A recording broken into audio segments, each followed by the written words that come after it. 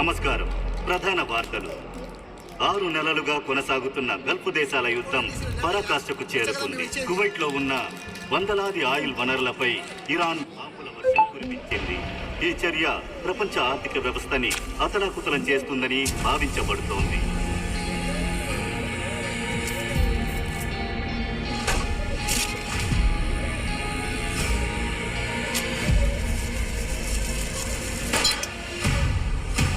సోమవారం రాత్రి ఒక బ్యాంకు తలుపులు బద్దలు కొట్టి లోపలికెళ్లి దొంగతనం చేశాడు. కానీ తాను అంతటితో ఆపలేదు. ఆ మర్నాడు పట్ట పగలే ఇంకొక బ్యాంకుకు వెళ్లి దోపిడీ చేశాడు. అంటే వాడికి ఏదో అవసరమైంది. ఎందుకయ్యా మౌనంగా ఉన్నావు? నిజం చెప్పాల్సింది కదా. ఎన్నేళ్ళు ఎక్కడున్నావురా?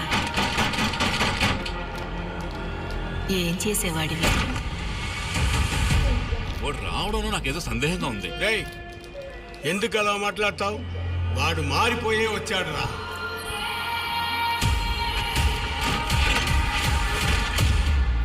ఎక్కడి నుంచి వస్తున్నావు? ఓ పని మీద వెళ్ళొస్తున్నా. దొంగ పనేనా? నాకు డబ్బు కావాలి. నా పరిస్థితి మీకు అర్థం కావట్లా. అన్నా, మధురిలో ఒక పెద్ద ఇల్లు ఉంది. దాన్ని కొట్టేస్తే 4 లక్షలు వస్తాయి. అంటే వాడు మళ్ళీ దొంగతనం చేయొచ్చు. తాళాలు పగలు కొట్టడం, గోడలకి దిగడం తప్ప నాకు ఇంకేం తెలియదయ్యా. ఇప్పుడు నేను చేయబట్టాం. లేదు, ఖచ్చితంగా దొంగతనం చేస్తా. మిగతా డబ్బుకి ఏం చేస్తామన్నా? మన చుట్టూ పోలీసులు ఉన్నారు కదా. దీనమ్మ చుట్టూ తిప్పుకుంటారా?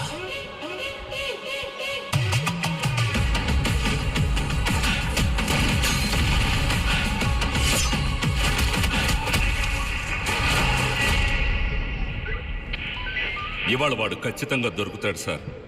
ఒకటి ప్రాణాలతో లేదా శవంగా.